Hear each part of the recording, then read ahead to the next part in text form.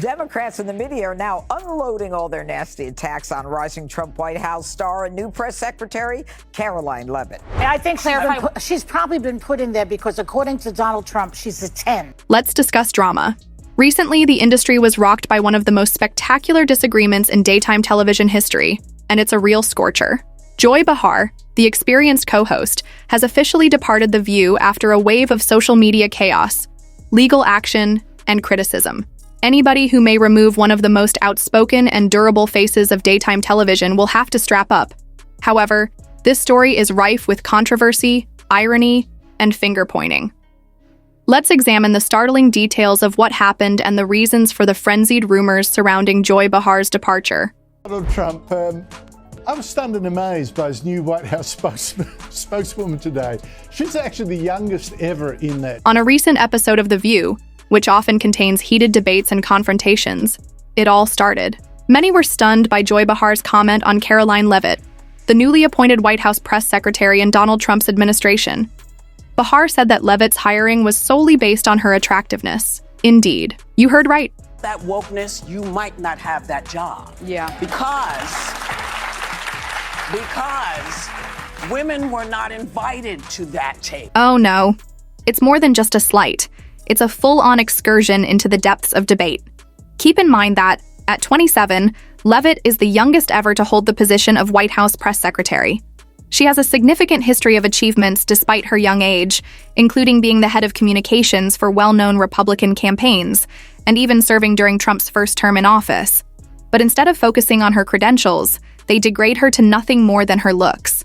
Now, instead of only offending a few individuals, this comment caused a firestorm. The response was instantaneous, with viewers gasping, and even some of Behar's co-hosts seeming uncomfortable. Alyssa Farah Griffin, a former employee of the Trump administration, responded quickly, stating that it was her first time receiving a press briefing, and that if you felt the live reaction was awkward, you should wait to hear what happened online.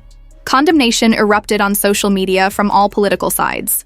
Both admirers and critics pointed out the irony of the comment, considering Behar's long history of advocating for feminism and women's empowerment. One commenter said that if a Republican said anything even somewhat comparable, they would be crucified.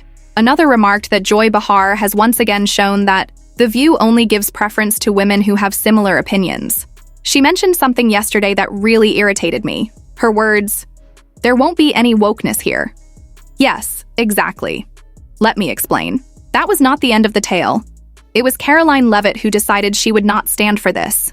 Instead of making a direct comment, Leavitt chose to take an aggressive path and filed a lawsuit against Behar, accusing her of defamation and character assassination. According to the complaint, Behar purposefully made false statements in order to damage Leavitt's reputation.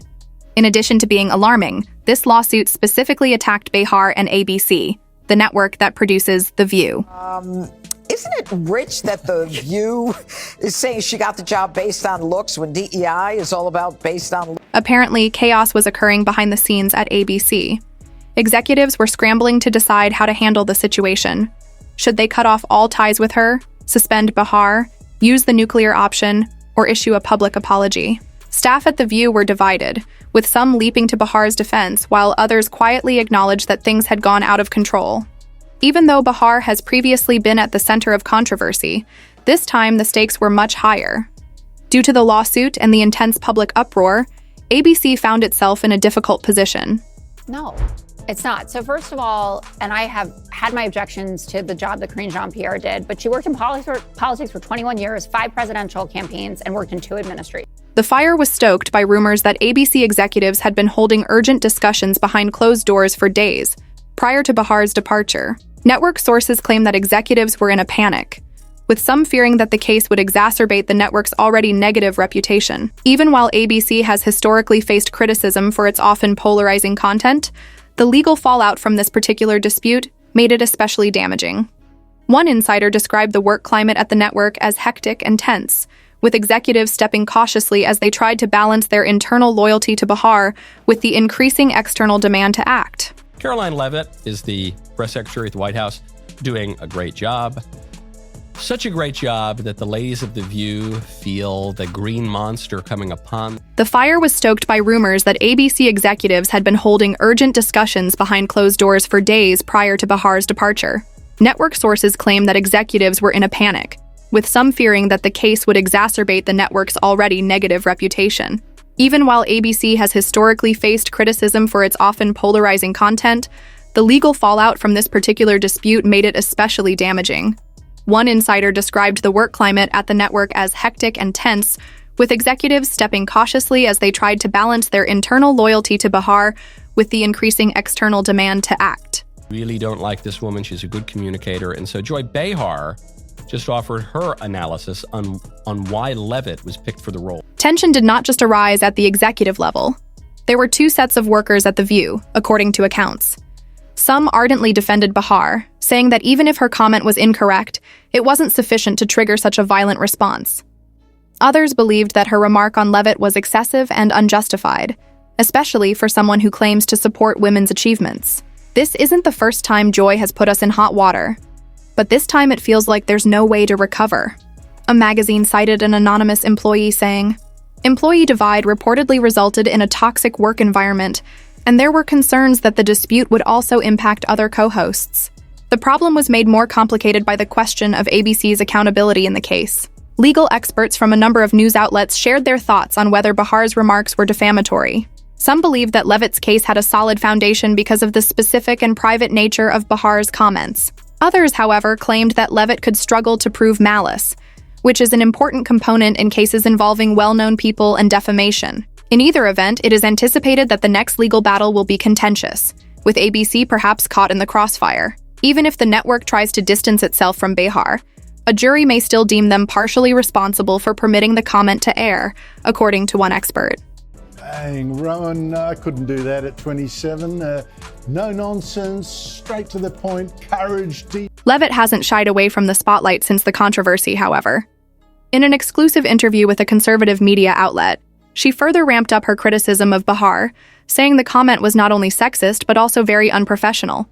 Leavitt also used the opportunity to highlight her qualifications, pointing to her accomplishments and portfolio as proof that she deserved the job as press secretary, rather than having it given to her because she was attractive. This has further energized her supporters, many of whom have praised her poise and decision to stand up for herself in the face of what they saw as an unjustified attack.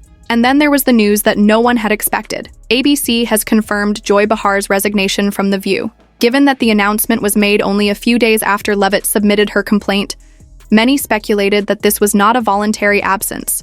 Despite the network's vague statement that she had made the choice to depart and wished her well, insiders claim that ABC management effectively pushed Behar out of the show to ensure its continued existence. Let's face it, The View has weathered storms before, but this particular issue may have been too much to handle. The public's reaction to Behar's leaving has been mixed, to put it politely. Some praised her departure, claiming that she had been held responsible for her controversial remarks for a long time. According to one fan, maybe they should shut down ABC Network to solve all the issues. Another remarked, "I don't understand why that specific episode is still on or was even shown in the first place." However, some devoted viewers mourn the loss of one of The View's most outspoken voices. They argue that ABC caved into external pressure and that Behar left due to political reasons. The future of Joy Behar remains uncertain. Will she attempt to defend herself against the lawsuit and repair her reputation?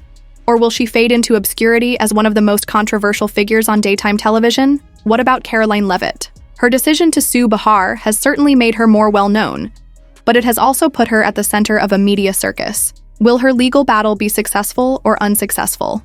What do you think? Did ABC make the right choice in letting Joy Behar go? Or was her termination unfair? Will The View be able to function without one of its most infamous hosts? Please remember to like and subscribe, as well as leave a comment below for the latest updates on this massive debate.